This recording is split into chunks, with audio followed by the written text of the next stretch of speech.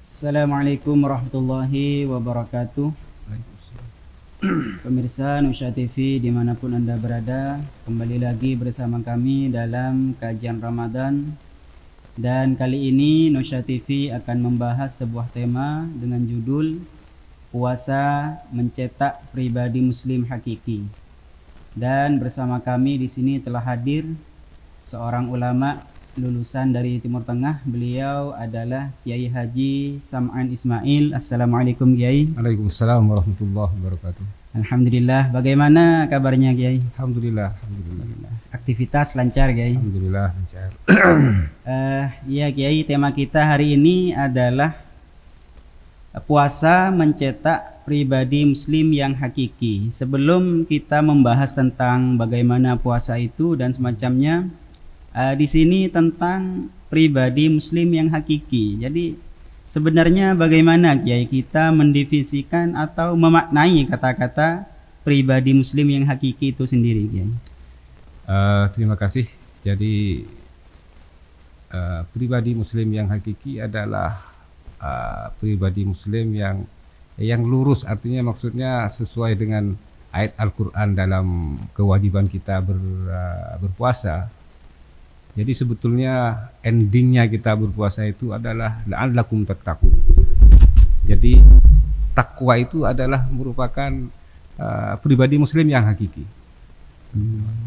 Takwa ya.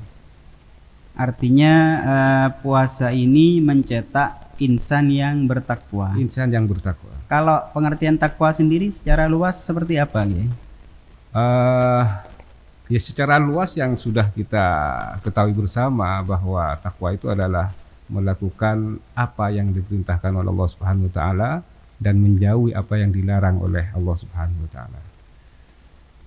Oke, jadi intinya bahwa puasa ini adalah mencetak insan supaya bertakwa. Jadi kembali lagi bahwa yang dimaksud dengan pribadi Muslim yang hakiki adalah pribadi Muslim yang bertakwa kepada Allah Subhanahu wa taala.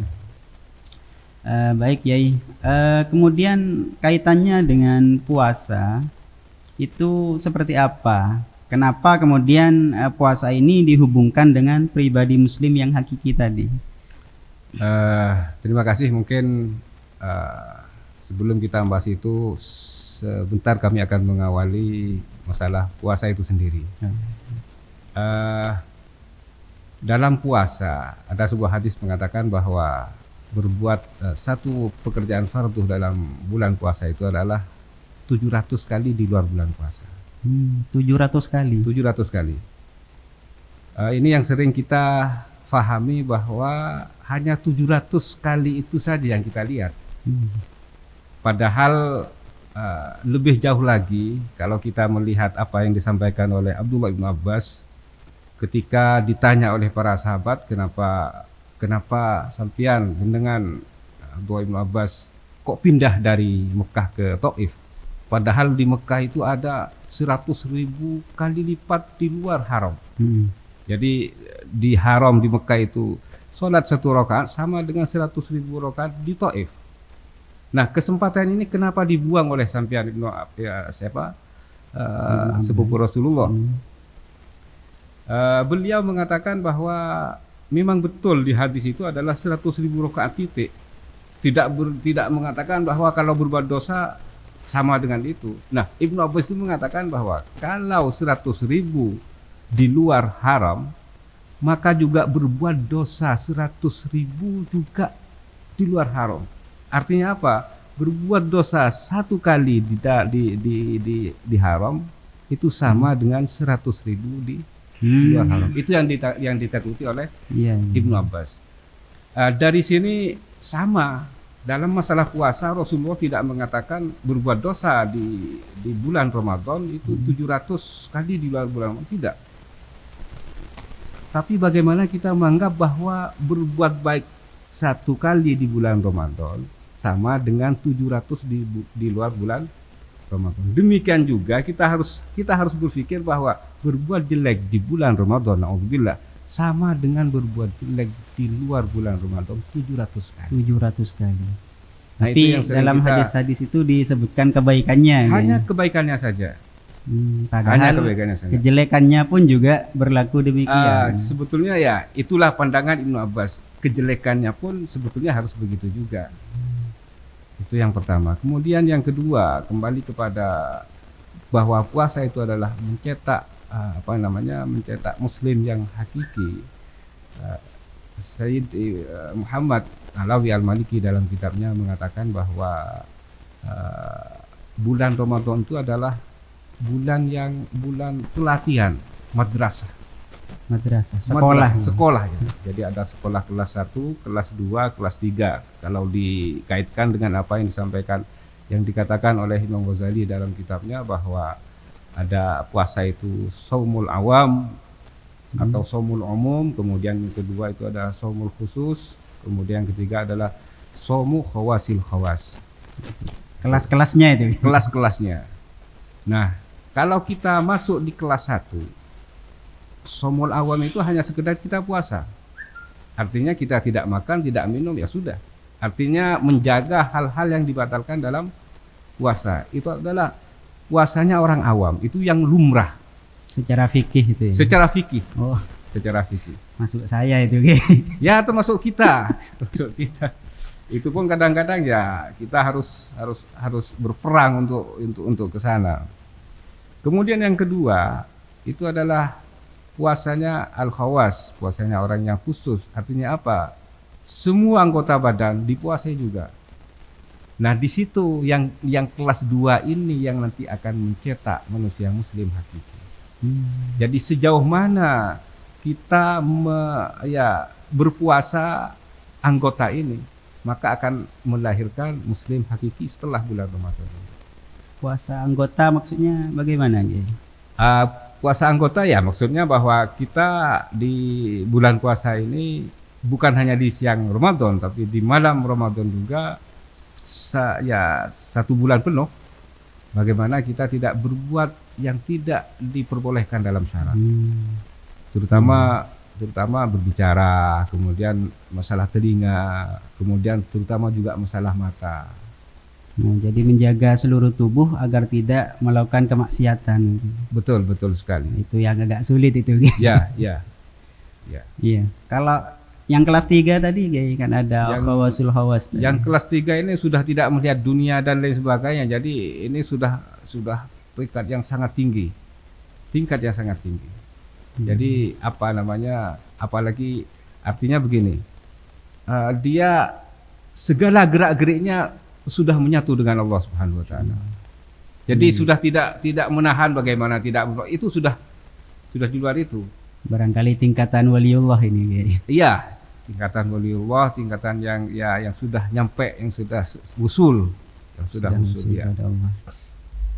Baik ya, jadi menarik sekali. Ternyata puasa itu ya ada kelas 1, kelas 2, ada kelas 3. Kelas 3. Jadi puasanya am, khawas dan khawasul khawas. Khawasul khawas ya. Barangkali ada dalil baik dari Al-Quran maupun Al-Hadis yang menjelaskan tentang bagaimana puasa tadi dapat membentuk pribadi muslim yang hakiki itu ya. Sebetulnya begini, kata Imam Ghazali dalam kitab Ihya'nya itu bahwa barometer ini sebetulnya sudah keluar dari apa yang ditanyakan.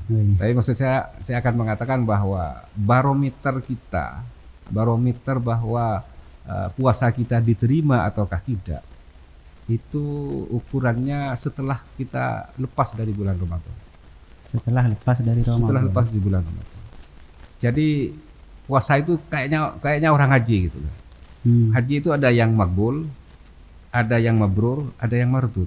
Ada kelas 3 juga. Ada 3 kelas. Jadi yang pertama itu diterima. Jadi hanya diterima saja. Dari aspek fikihnya sudah sah. Oh gitu. Jadi tidak ada pengaruh setelah bulan Ramadan itu. Ya tetap saja. Kelakuannya tetap gitu. Kelakuannya tetap dengan yang sebelumnya. Ada puasa yang mabrur. Jadi puasa yang mabrur itu bukan dari aspek fikihnya, tapi yang tadi anggota badan betul-betul dijaga untuk tidak melakukan kemaksiatan. Maka setelah bulan Ramadan itu tingkah lakunya lebih baik daripada sebelumnya. Ini Yang makruh. mardud, naudzubillah, ya yang tidak puasa tentunya ya seperti haji lah.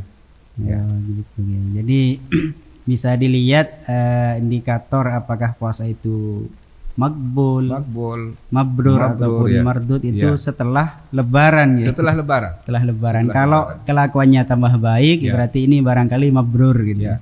Tapi kalau tetap saja ya barangkali hanya sebatas makbul. Ya. Tapi naudzubillah kalau sampai kemudian kok Mardud. tambah parah. Tambah parah ya. Nah, ini barangkali mardud ini naudzubillah gini. Baik ya. Jadi ini menarik ya.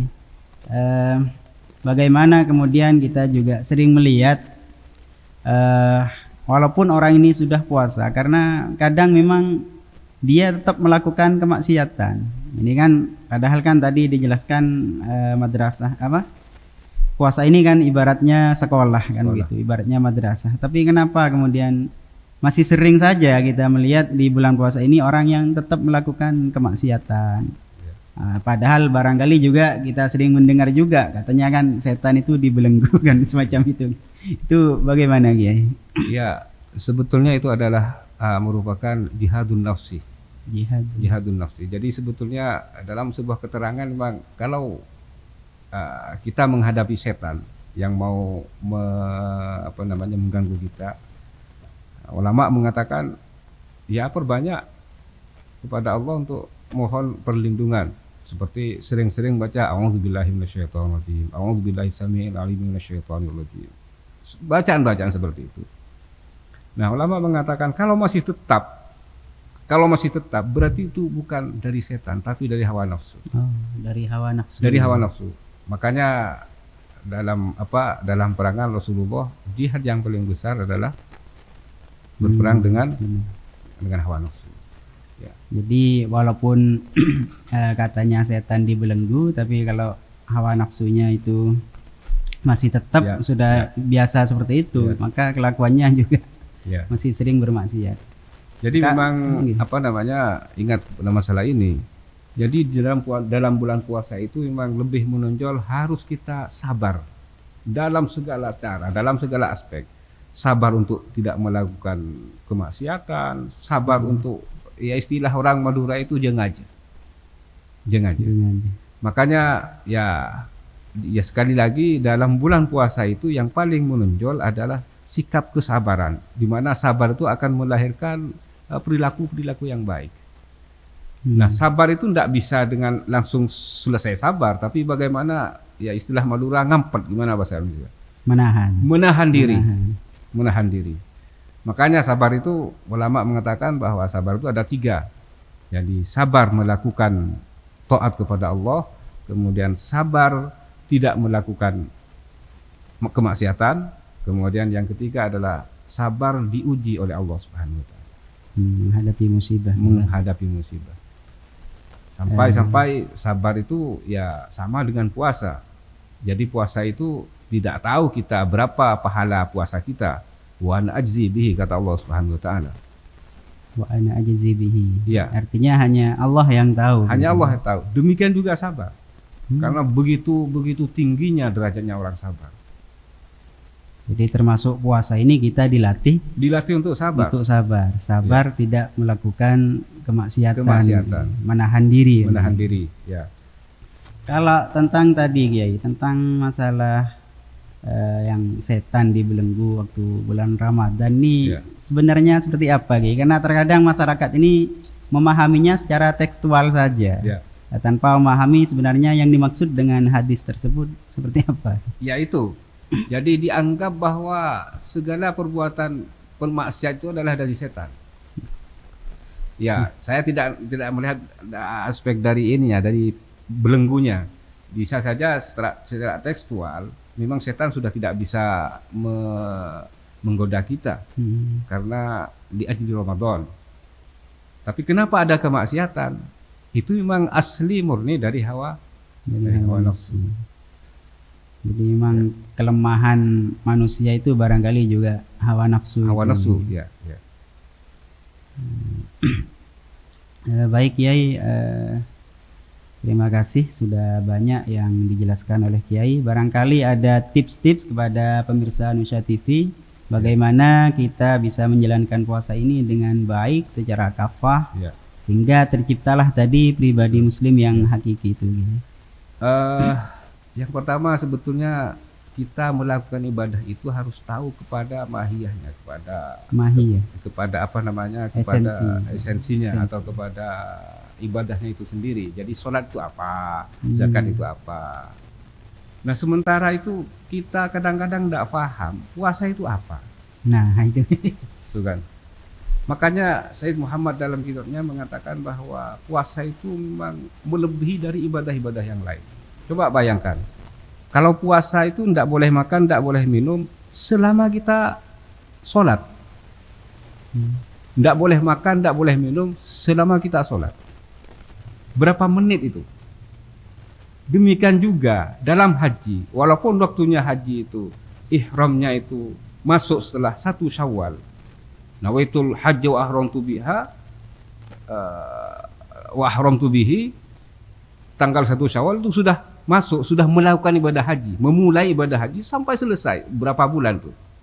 Nah, tapi di situ juga boleh makan, boleh minum walaupun dengan waktu yang panjang. Walaupun panjang tapi bisa makan. Bisa makan, bisa minum. Kalau sholat hanya berapa menit, tidak boleh makan, tidak boleh minum. Di bulan puasa 12 jam kita tidak bisa makan, tidak bisa minum. Itu kan luar biasa. Itu sebuah ibadah yang memang kita, yang tadi yang saya sampaikan, kita harus bersabar menahan diri secara zahir. Kemudian yang kedua, bahwa kita kadang-kadang tidak merasa bahwa mulai subuh sampai terbenamnya matahari kita tidak merasa bahwa kita berpuasa, hanya menahan makan dan minum. Padahal begitu sudah fajar itu sudah masuk ibadah puasa. Artinya apa? Kita sebetulnya sudah menyatu, sudah artinya hubungan kita kepada Allah Subhanahu wa Ta'ala. Orang sholat sudah takbir. Sudah gitu. takbir. Nah kadang-kadang kita tidak merasa bahwa jam 9 kita berpuasa hanya sekedar menahan makan dan minum. Itu jadi sangat perlu kita menyadari bahwa ibadah kita itu yang tetap nyambung kepada Allah Subhanahu wa Ta'ala. Mulainya nyambung itu setelah fajar sampai terbenam. Sampai terbenamnya matahari. Nah, benar ini. Jadi memang seringkali kita ya lalai guys, memang yang merasa bahwa seakan-akan ya tidak puasa seperti itu. Sama ya dengan sholat. Coba bandingkan dengan sholat, baru kita akan tergambar gitu. Kalau sholat kan diawali dengan takbir. Jadi ketika Allahu Akbar kita sudah masuk sholat, kita munajat kepada Allah. Sampai kapan? Sampai salam. Kan gitu. Demikian juga dalam puasa. Cuma dalam puasa itu kita bisa tidur, bisa mandi, tapi tidak boleh makan dan tidak boleh minum selama kita dalam berpuasa, ibadah puasa. Itu yang sering tidak pernah terlintas dalam pikiran bahwa kita sedang berpuasa, dalam sedang ibadah, bukan sedang beribadah. Sedang beribadah. Itu mungkin yang bisa kami sampaikan. Baik Kiai, terima kasih Kiai. Jadi pemirsa Nusa TV, demikian yang bisa kita sampaikan di sini. Jadi perlu diingat lagi, semoga kita semua bisa berpuasa seperti puasanya orang khawas. Artinya tidak hanya menahan makan dan minum, tapi juga menahan anggota tubuh kita dari segala kemaksiatan, sehingga puasa kita bisa nantinya bukan hanya makbul, tapi harapannya bisa mabrur. Seperti itu. Baik pemirsa Nusa TV, demikian yang bisa kami sajikan untuk sore hari ini. Akhiran wallahul muwaffiq ila aqwamit thoriq. Assalamualaikum warahmatullahi wabarakatuh. Waalaikumsalam warahmatullahi wabarakatuh. Terima kasih. Ya.